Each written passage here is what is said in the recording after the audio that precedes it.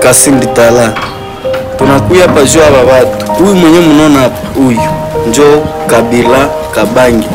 Na huyu mwenye mnaona hapa banamutaka Corneille Nangaa. Donge aseme aba biko ba M23. Na huyu ndio Joseph Kabila leo hii iko wapi? Iko Goma. Sasa hii maneno tunakiongea kwa hii. Unajua kuko masemi yenye litokeleleaka wanasemaka ukitaka kuishi maisha marefu achana na bangi. Lakini hii yenye mimi nakabafanyizia hapa ni kusema ukitaka ishi maisha marefu mkongo achana na hawa watu hao wenye mnaona hapa. Donge mimi nakuya hapa jua kosea watu wenyewe wanaongeaka kwa politiki na mjogizi politiki iko. Mon cher, ukapenda kuishi maisha marefu mkongo achana kuongea na vya politiki wenyewe ujue kama wewe ule uko unasimama M23 hivi na hivi.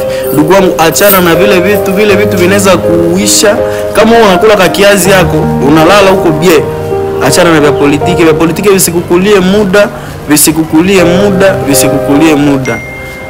Unajua kama ukishafatana na politiki mkongo utakuwa saa mtu gani?